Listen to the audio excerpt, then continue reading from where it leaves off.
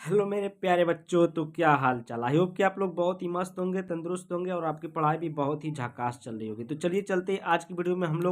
आज हम लोग क्या देखने वाले हैं, जीव विज्ञान का सेट नंबर 7। ठीक ना, सेट नंबर 7 का ये मतलब आज देखेंगे। ठीक है, तो चलिए देखिए, अगर आप लोग नहीं देखे हैं सेट नंबर 1 2 3 4 5 6 तक, तो वन शॉट वीडियो सभी का पड़ चुका है। जाकर वहाँ पर आप लोग प्ले लिस्ट में जाकर सभी वीडियो देख सकते हैं, या फिर डिस्क्रिप्शन में भी लिंक लगा हुआ है। ठीक है, तो यहाँ पर देखिए 74 612 763 746001276 इस नंबर पर आप लोग कांटेक्ट करिए, व्हाट्सअप करिए। आप लोग को PDF 100% आपको मैं प्रोवाइड करा दूंगा। ठीक है, सातों सेट का 2024 का मिल जाएगा, 23 का मिल जाएगा बायोलॉजी का, और केमिस्ट्री और फिजिक्स का भी आपको 4 4 साल का, 5 5 साल का मिल जाएगा। ठीक है, अगर आप लोग खरीदना चाहते हैं तो इस पर आप लोग कांटेक्ट करके खरीद सकते हैं। ठीक है, तो चलिए चलते हैं हम लोग आगे। इस पर मतलब सेट नंबर 7वां जो बचा हुआ है उस पर हम लोग चलते हैं। तो ये आपका देखिए कौन सा है, सेट नंबर 7 है। ठीक है, तो सेट नंबर 7 में पहला ही क्वेश्चन कराना है, तो यहाँ पर हम हल हल भी कर चुके हैं। और ये देखिए कोड नंबर इसका है 348 GM, GN हो चुका है। अरे जी यम है। ठीक है, तो ये देखिए जीव विज्ञान सॉल्व सेट 7। ठीक ना, 2024 का कोड है। कोड नंबर देखिए 348 GM है। आप लोग कोड मिलाकर पढ़ लीजिए। ठीक है, चाहे आप में कोई दूसरा अगर अनसॉल्व पेपर है तो उसमें कोड मिलाकर पढ़िएगा। ठीक है, तब सारा कोड मिल जाएगा। मतलब कोड मिलाकर पढ़ेंगे तो सारा वही रहेगा। ठीक है, उसके बाद देखिए प्रश्न नंबर 1 है, कह रहा है कि भ्रूणपोष की कोशिकाएं होती है, कैसी होती है, तो ये त्रिगुणित होती है। त्रिगुणित क्या होती है, जो भ्रूणपोष की कोशिकाएं होती हैं कैसी होती है, त्रिगुणित होती है। ठीक ना, उसके बाद दूसरा क्वेश्चन है कि मधुप के नर ड्रोन यानी कि पुम पुंप मधुप। ठीक ना, पुंप मधुप का पुलिंग। ठीक ना, मधुप में क्रोमोसोम की संख्या होती है। ठीक है, कितनी होती है, 16 होती है। कितनी होती है, 16, यानी कि पुलिंग है। ठीक है, पुरुष लिंग है।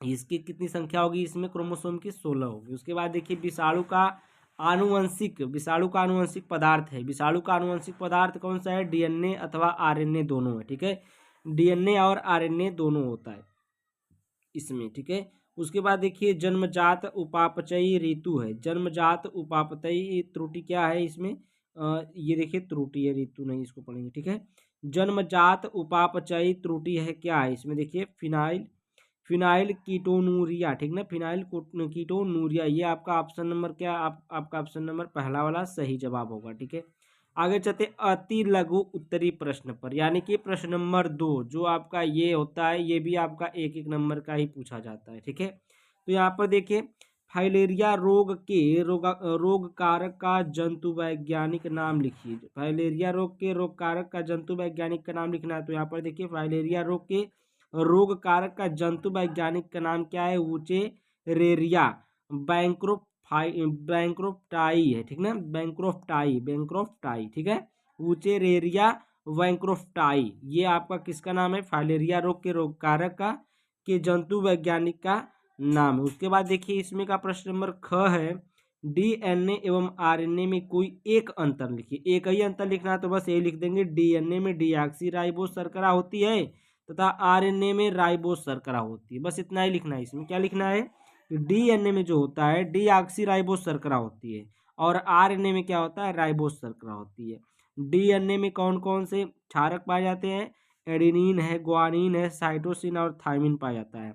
और RNA में एडेनिन है, ग्वानिन है, साइटोसिन और यूरेसिन पाया जाता है। ठीक ना, थायमिन के जगह पर कौन पाया जाता है, यूरेसिन पाया जाता है। उसके बाद देखिए ग वाला है, प्रश्न नंबर ग है, कह रहा है किन्हीं दो जैव विविधता तप्त स्थल के नाम लिखिए। जो दो जैव विविधता तप्त स्थल के नाम लिखना है, तो देखिए यहाँ पर हम लिखे हैं भारत में पूर्वी हिमालय है तथा पश्चिमी घाट है। ठीक ना, भारत में कौन कौन है, पूर्व हिमालय है और दूसरा क्या है, पश्चिमी घाट है। यही दो क्या है, तप्त स्थल है। ठीक ना, तो इनके नाम हम लोग लिख लें। दो ही लिखने के लिए कहा था, दो लिख लिए। आगे चलते हैं प्रश्न नंबर घ पर।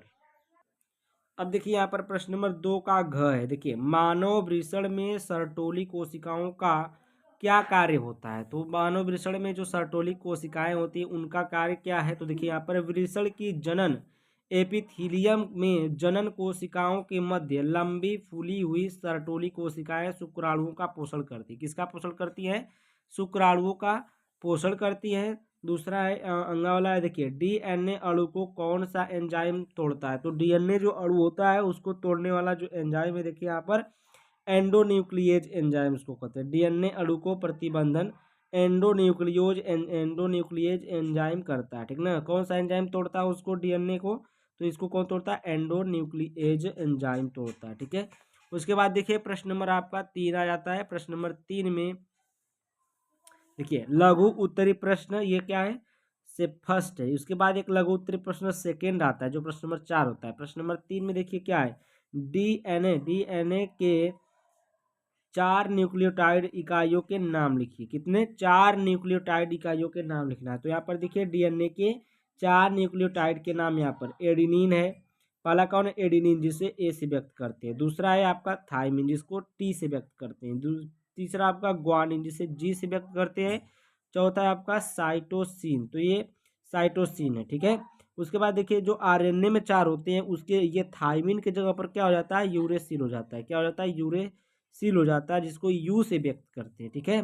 तो अगर यहाँ पर यूरेसिल होता तो आरएनए का न्यूक्लियोटाइड रहते हैं, ठीक है। उसके बाद देखिए हम लोग आते हैं प्रश्न नंबर ख के मतलब 3 के ख पर। ये खाद्य श्रृंखला का सचित्र वर्णन कीजिए। खाद्य श्रृंखला का सचित्र वर्णन करना है। खाद्य श्रृंखला देखिए भोजन या ऊर्जा संबंधी आवश्यकताओं के आधार पर पारितंत्र में विभिन्न जातियों के बीच के संबंध को खाद्य श्रृंखला अथवा आहार श्रृंखला कहते हैं, ठीक है। भोजन या ऊर्जा संबंधित आवश्यकताओं के आधार पर पारितंत्र में विभिन्न जातियों के बीच के संबंध को खाद्य श्रृंखला अथवा आहार श्रृंखला कहते हैं। ये बात समझ में आई ना? अभी हम यहाँ पर समझा देते हैं। देखिए यहाँ पर एक फिगर, इसी प्रकार से आप फिगर बनाएंगे तभी कोई बात नहीं है। देखिए यहाँ पर ये सूर्य है, ठीक ना। सूर्य क्या है आपका? ये सूर्य है। सूर्य से ऊर्जा मिलती है किसको? घास को। ये आप मान लीजिए घास है, क्या है? घास है। तो यहाँ से सूर्य को ऊर्जा मिली, सूर्य से ऊर्जा मिली किसको? घास को। घास घास यानी कि हरे पौधे, हरे पौधे यानी कि उत्पादक जिसे बोलते हैं, ठीक है।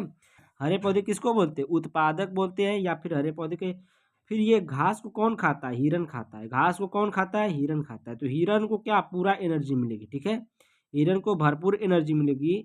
जब हिरन को कौन सा बोलेंगे? प्राथमिक उपभोक्ता बोलते हैं, यानी कि शाकाहारी को प्राथमिक उपभोक्ता बोला जाता है, ठीक है। शाकाहारी क्या बोलते हैं? प्राथमिक प्राथमिक उपभोक्ता बोला जाता है। उसके बाद जब हिरन को यानी कि प्राथमिक उपभोक्ता को कौन खाएगा? शेर खाएगा, यानी कि मांसाहारी। मांसाहारी खाएगा, इसको हम लोग द्वितीयक उपभोक्ता बोलेंगे और इसे मांसाहारी बोलते हैं, ठीक है।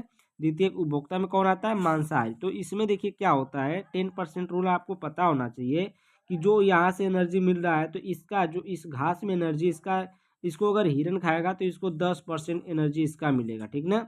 अगर हिरन को शेर खा रहा है तो इसका 10% का 10% इसको मिलेगा।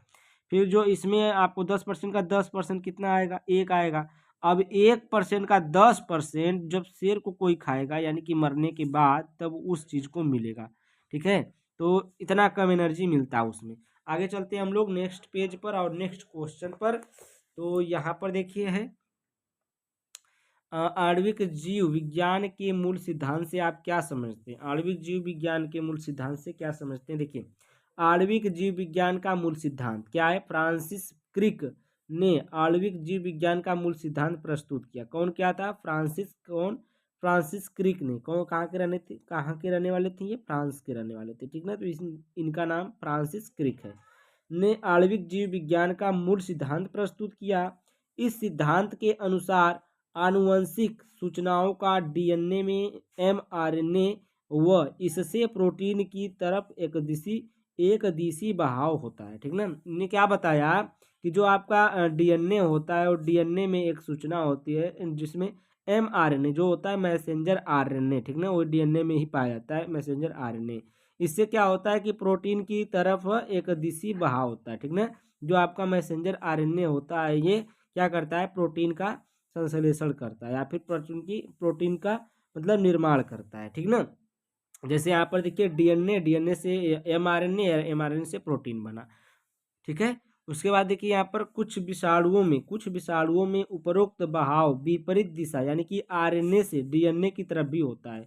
जैसे डीएनए यहाँ पर क्या था बहाव? इसमें देखिए डीएनए से एमआरएनए में था, एमआरएनए से प्रोटीन बना, और इसमें क्या होता है, उल्टा होता है। कुछ कुछ विषाणुओं में उपरोक्त बहाव विपरीत दिशा यानी कि आरएनए से डीएनए की तरफ भी होता है। इस क्रिया की खोज टेमिन टेमिन तथा बेल्टिमोर ने की, ठीक है। कौन किया था इस क्रिया की खोज? किसने? टेमिन किया था, या फिर और कौन था उसके साथ? बल्टीमोर कह दीजिए, ठीक ना, बल्टीमोर ने की। उसके बाद देखिए प्रश्न नंबर 3 का घ है। प्रश्न नंबर 3 का घ कह रहा है कि मच्छरों से होने वाले किसी एक रोग का नाम लिखिए तथा उसके रोकथाम के उपाय का वर्णन कीजिए। तो यहाँ पर देखिए मच्छर से होने वाला कौन सा रोग होता है? डेंगू। सबसे पहले आपके दिमाग में आएगा कौन होता है? डेंगू होता है, ठीक है। तो डेंगू जो मुख्य रूप से एडिज एजिप्टी मच्छरों द्वारा फैलता है। जो एडिज एजिप्टी मच्छर होते हैं कौन से मच्छर होते हैं? मादा मच्छर होते हैं, ठीक है। तो मच्छरों द्वारा फैलता है।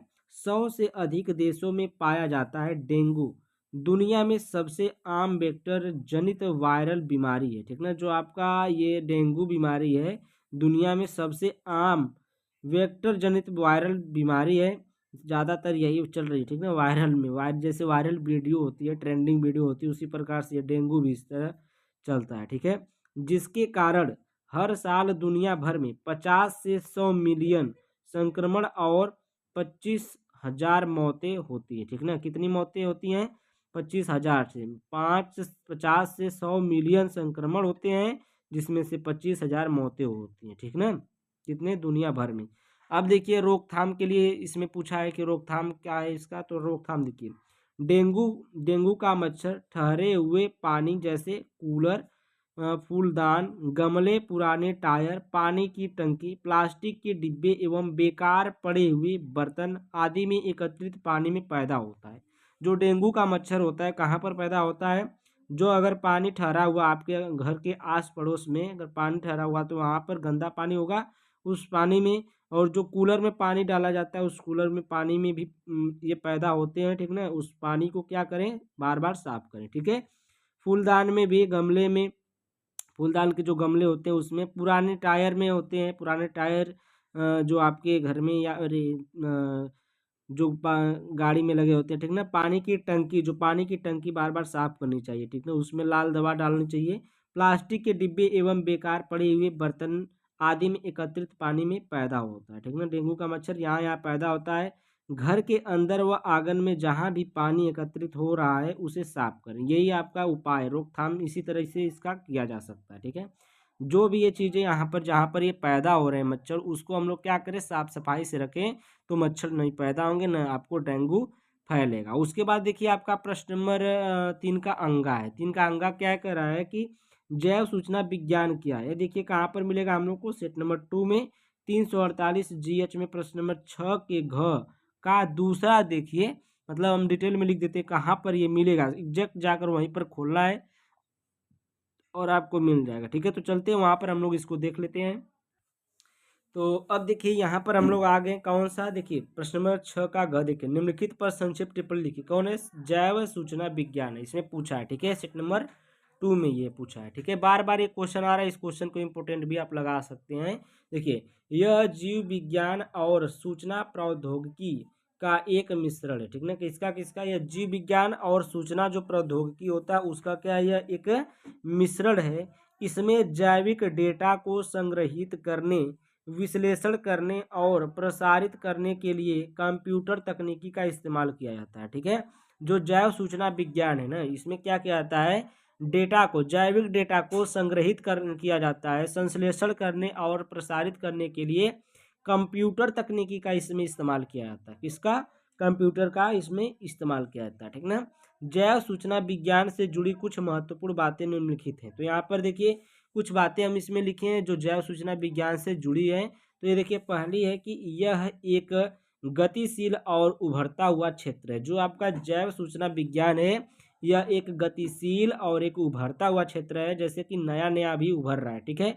उसके बाद दूसरी पॉइंट है, इसमें जीव विज्ञान, रसायन विज्ञान, गणित, सांख्यिकी और कंप्यूटर विज्ञान जैसे कई विषयों का समावेश है, ठीक ना। जैव सूचना विज्ञान में कौन कौन से विषय हैं?